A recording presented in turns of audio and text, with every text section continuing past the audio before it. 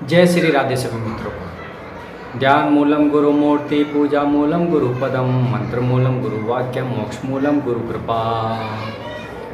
तो आज के वीडियो में हम जानेंगे कलयुग जो आने वाला समय है और कलयुग का अंत समय उसमें क्या होगा तथा कलयुगी व्यक्ति किस प्रकार अपना आचरण करेंगे तथा ये संसार जगत में क्या क्या चीज़ें होंगी तथा कलयुग अपना जो भयंकर रूप है वो किस प्रकार दिखाएगा तथा मनुष्य पाप करेंगे पुण्य करेंगे और जीवन भर जो सुख दुख का कर्म चलता रहेगा तथा कलयुग में जो जिस प्रकार आचरण किया जाता है तथा कलयुगी मनुष्य किस प्रकार किस हद तक गिर जाएंगे तथा किस प्रकार आचरण करेंगे और कलयुग को धर्म खत्म होने के बाद कलयुग का अंत कैसे होगा, भयानक रूप से जिसका अंत होगा, तो इस विषय पर पूरी चर्चा की जाएगी। तो ध्यानपूर्वक वीडियो को अंत तक जरूर देखें, तभी आपको पता चलेगा।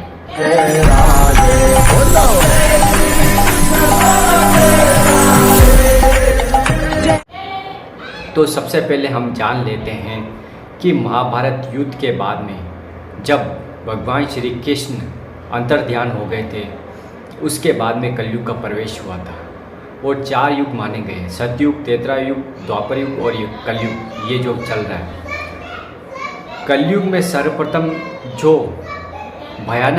सबसे भयानक जो कारण है वो क्या है कलयुग का।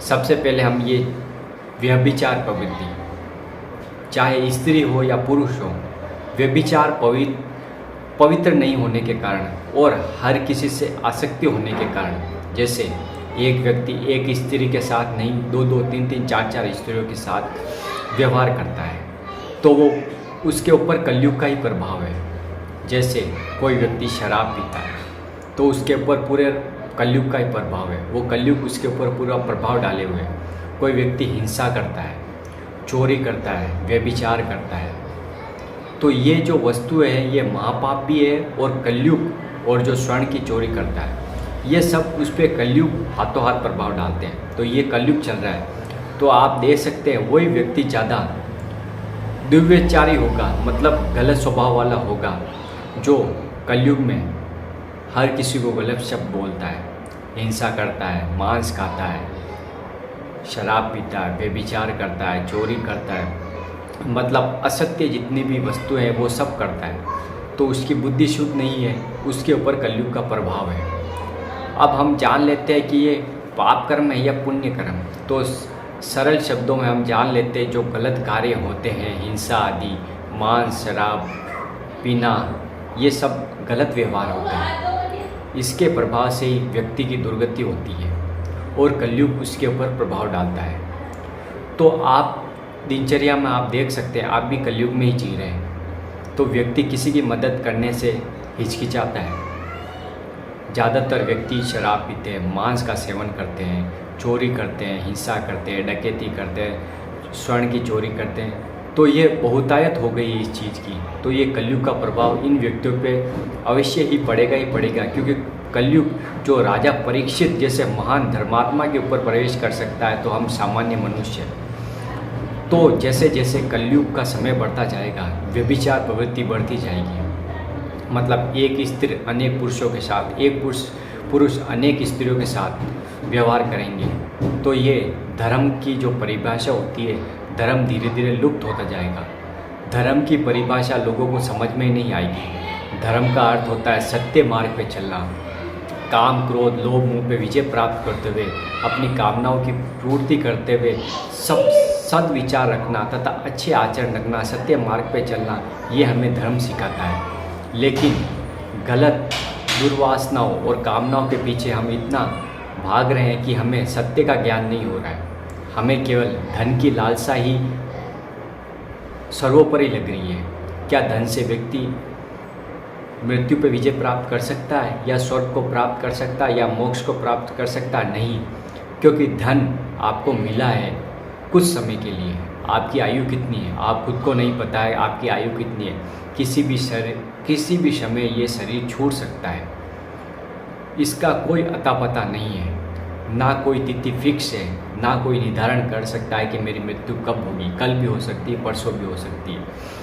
तो आप किस लिए ये प्रवृत्तियाँ रख रहे हैं अपने अंदर?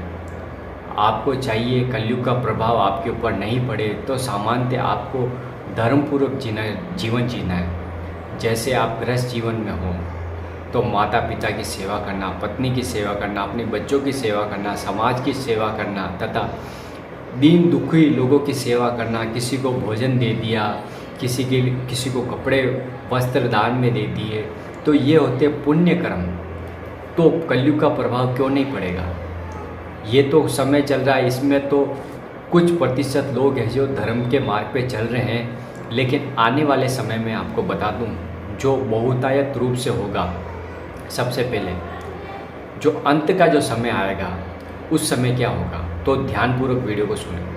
अंत का जो समय आएगा उस समय जो स्त्रियां होंगी 10-12 साल में वो गर्भ धारण कर लेंगी, संतान को उत्पन्न कर देंगी, और 20 वर्ष का व्यक्ति जीवन पूरा जी लेगा और उसकी मृत्यु भी हो जाएगी। सभी व्यक्ति छोटे छोटे आकार के हो जाएंगे, बौने हो जाएंगे, और व्यभिचार प्रवृत्ति इतनी बढ़ जाएगी कि एक स्त्री किसी भी एक पुरुष का वर्ण नहीं करेगी, अनेक पुरुष का वर्ण करेगी। धर्म पूरी तरह खत्म होने लगेगा, अन्न की पैदावार खत्म हो जाएगी, अन्न पैदा नहीं होगा, थोड़ा छोटा छोटा पैदा होगा और वो भी धीरे धीरे खत्म हो जाएगा। पानी की समस्या हो जाएगी, पानी आएगा, वर्षा होनी बंद हो जाएगी, और आप देखोगे कि लोग शाकाहार भोजन नहीं, केवल मांसाहारी रह जाएंगे, सब मांस का सेवन करेंगे और उसी सुख मानेंगे। तो सामान्य तौर पे ये समझ लीजिए आप, धर्म का जो धर्म की परिभाषा होती है, धर्मपूर्वक जीवन जीना, वो लोग समझेंगे ही नहीं। उनको कुछ भी ध्यान की जो धर्म की बात होती है वो समझ ही नहीं पाएंगे। केवल व्यभिचार, चोरी, हिंसा, कपट, छल यही बहुतायत रूप में मानी जाएगी। तो कलयुग का प्रभाव ऐसे ऐसे धीरे धीरे बढ़ेगा और व्यक्ति किसी का भी सगा नहीं होगा, और हर व्यक्ति झूठ ही बोलेगा, कपट करेगा, चोरी करेगा, सत्य नाम की वस्तु रह ही नहीं जाएगी, क्योंकि व्यक्ति केवल धन के पीछे भागेगा और धन में सुख है नहीं।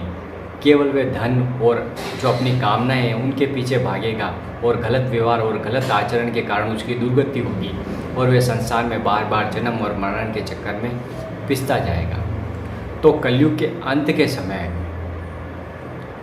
भीषण अग्नि, भगवान जब अंत का समय आ जाएगा, जब धर्म पूरी तरह समाप्त होने लगेगा, हर व्यक्ति निराशा में जिएगा, क्योंकि व्यक्ति का जीवन ऐसा हो जाएगा एक मृत के समान।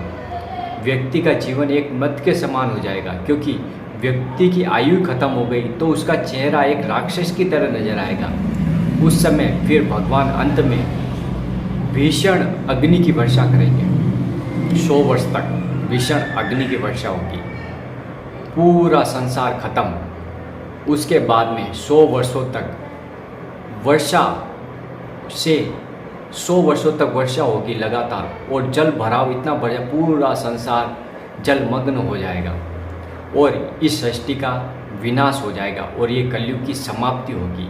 क्योंकि जब जब धर्म की हानि होती है तब तब प्रभु स्वयं आके इस सृष्टि का विनाश करते हैं। इस प्रकृति में जितने व्यक्ति वस्तु इतना सबका विनाश होता है, क्योंकि धर्म ही हमें सिखाता है भगवान के साथ में कैसे हम जीवन जिएं और भगवान के साथ में हम कैसे सेवा पद्धति से जुड़ें तथा भगवान को हम सर्वोपरि मान के उनकी उपासना से कैसे जुड़ें।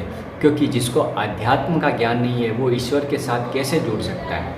कलयुगी मनुष्य केवल स्वार्थी बुद्धि के कारण अपनी कामनाओं के पीछे पड़ा है, भोग विलास के पीछे पड़ा है। केवल उसको यही अच्छा लगता है, थोड़ा बहुत धन मिल जाए, ये मेरी इच्छा पूरी हो जाए और ये वस्तु मुझे मिल जाए, केवल कामना है। वे ये नहीं सोच रहा ये सत्य है या असत्य है, ये पाप कर्म है या पुण्य कर्म है। केवल वे अपने भोगों में इतना लिप्त हो गया है कि उसे ज्ञान और विवेक ही नहीं है कि वह सही कार्य कर रहा है या गलत कर रहा है, इसलिए उसकी दुर्गति होती है।